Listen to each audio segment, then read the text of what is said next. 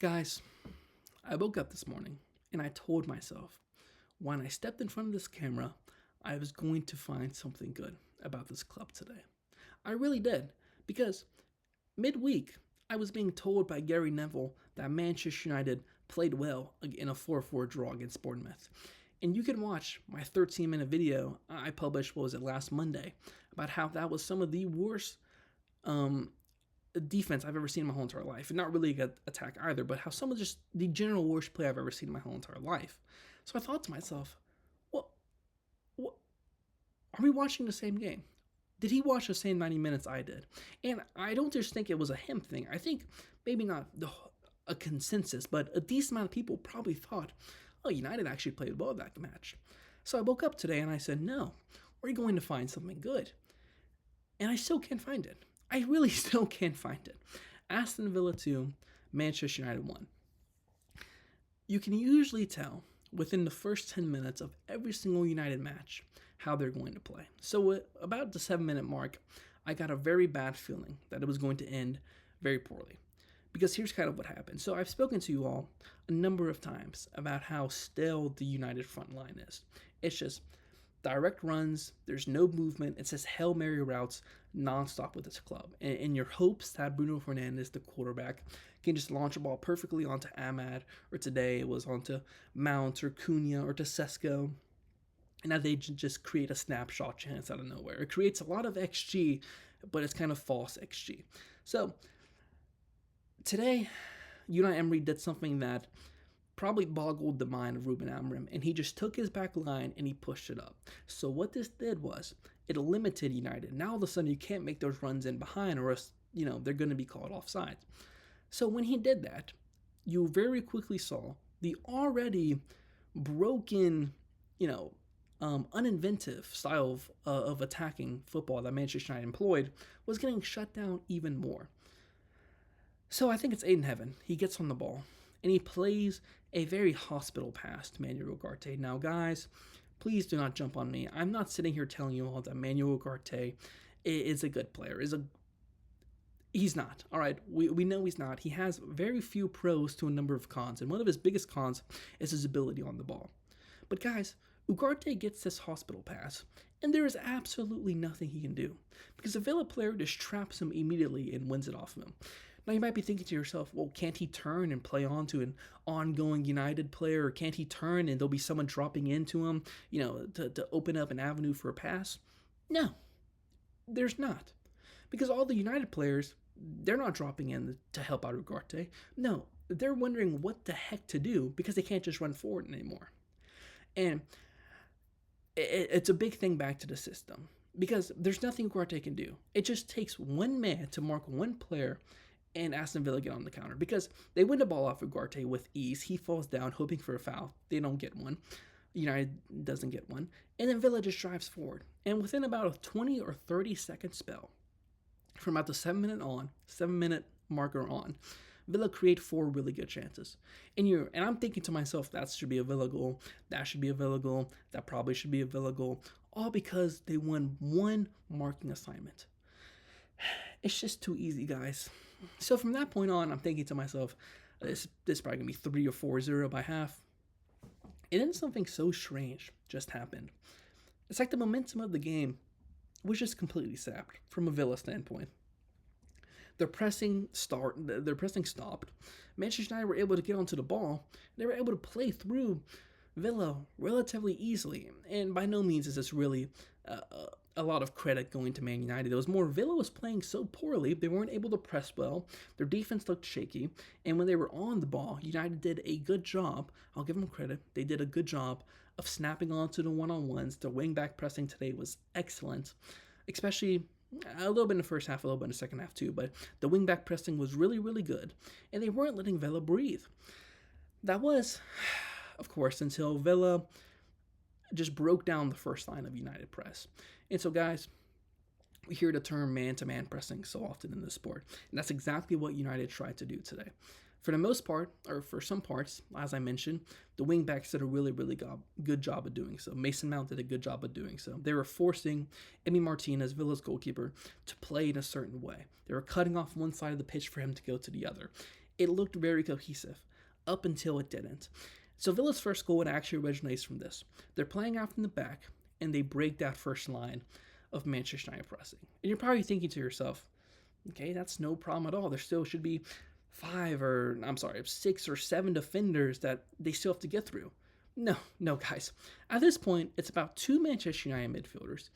One of them is really a number 10 in Fernandes. The other one's Ugarte, who is just a destroyer. They're now put on an island to where they have to cover a whole entire Villa counterattack in the midfield. And behind them, it's just Luke Shaw, Aidenhead, and Linioro. There's not really much they can do if they're having Villa players drive onto them. So Luke Shaw then decides, the first line of the press gets played through. Luke Shaw then decides, I'm going to push onto that midfield. And then, that should calm things down. It doesn't.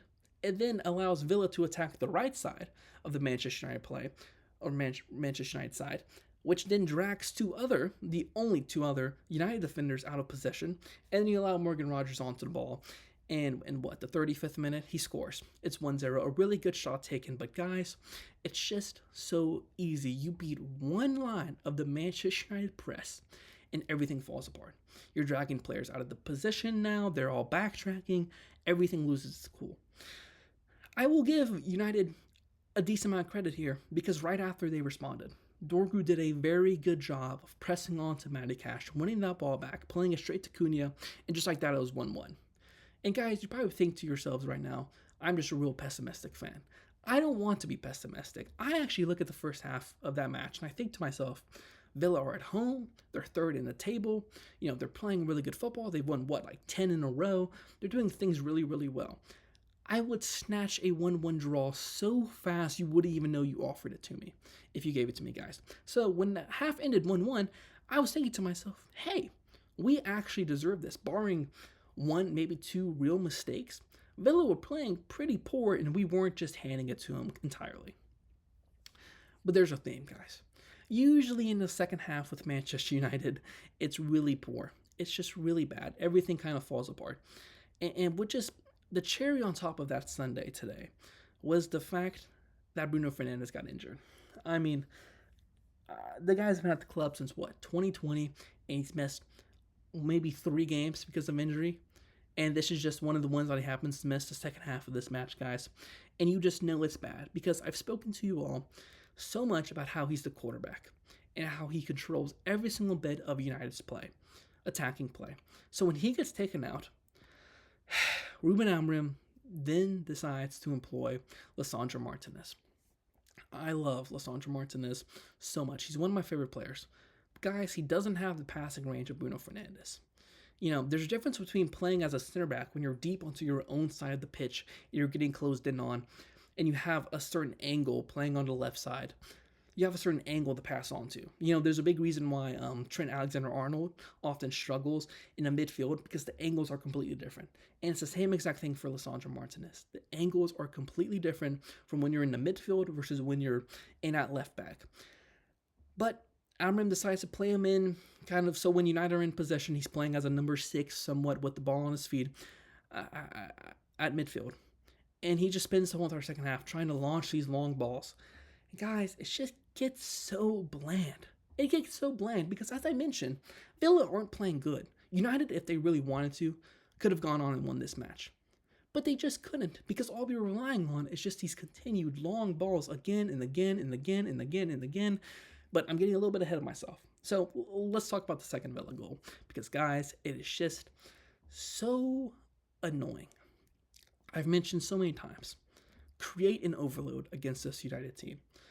Because it's so easy. They did it in the first goal, dragging Luke Shaw out of possession, and overloads created. They did it today for their second goal, because Youri Tielemans gets on the ball, and he does something that's so magnificent. He just runs. That's all he does.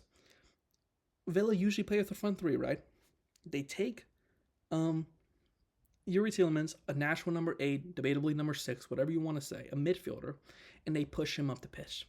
They drag him over to the left side, and they tell him to make a diagonal run with the ball. He does so, and guys, United fall apart, because you're already playing with just 3 center backs.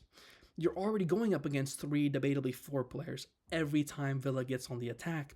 You add another player in there, all hell breaks loose, guys, and it does for the second Villa goal. Because they push Tielemans up, all of a sudden United players they're looking at the ball, they're allowing Morgan Rogers to get into open space, and he passes it to him, and it's 2-1 Villa. Just like that. So many times when a team attempts something like this and it doesn't work out, you often forget about it. Because, and I think you can think in this instance, that wasn't really anything Villa did. They just got the ball to Rogers, and he made a second really good shot.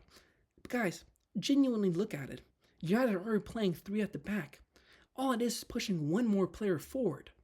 And I think it even speaks to the levels of this, because Tielemans gets forward and then he almost loses the ball. He picks it back up and then plays it on to Rogers. Like, there's about a 15-second span there where, if United had a real formidable defense, they could have pushed on, committed a foul, gotten the ball back, something. But no, they don't, because we're already playing with so little numbers on the defense already. You allow one player to go forward and everyone starts losing it. Everyone starts to lose it. So that happens. Tielemans gets pushed up. Everyone loses it, and the ball is easily gone to Rogers. Just because it isn't as smooth as anyone probably would have liked doesn't mean that the end result was anything different than what it's been all season long. I pointed to the same exact thing against West Ham. Aaron Wan-Bissaka just drives forward, create that overload, create that overlap, and you will create so many chances. So, you're playing Lisandro Martinez as your essential quarterback. Your defense is already weak. Is there really any route for you to create a goal? No. There isn't at this point. And United are bringing on a Shea Lacey and Jack Fletcher, a midfielder. I mean, good players, guys, but it's not what United need. And they just, baptism of fire for those players. And I fear that I'm going to see some slander on Matheus Cunha, because he had a couple good chances. He missed one, scored one. He was the United's kind of lone forward attacking threat. If it wasn't Lisandro Martinez heaving passes then it was Cunha having to weave past players. And guys, that just makes me so upset.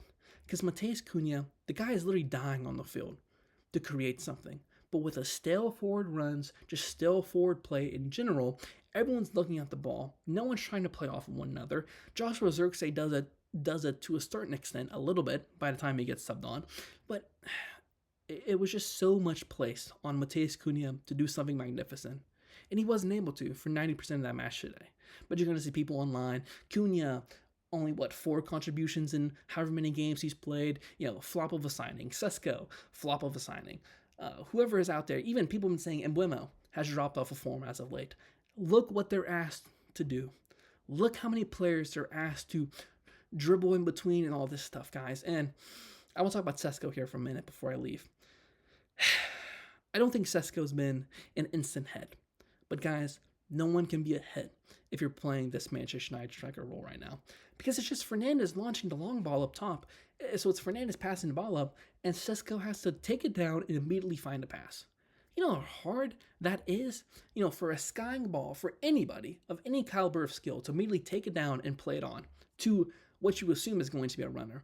Oftentimes, when a United player kind of chops the ball down, his fellow teammates are just kind of standing there looking at him instead of trying to make any type of run. Nonetheless, for a 22-year-old who looks somewhat devout of confidence, it's his 10th game in a Manchester United jersey, and he's being asked to do this. The sport isn't played in a vacuum. We have to look at these individual performances, not just what they do, but what they're being asked to do. Anyway, that's all from me, guys. I don't know who does United play next. Is it Newcastle on Boxing Day? I don't know if I'll be able to have a video for that, which, let's be honest, probably is a pretty good thing, guys. But I'll hopefully talk to you all soon. God bless.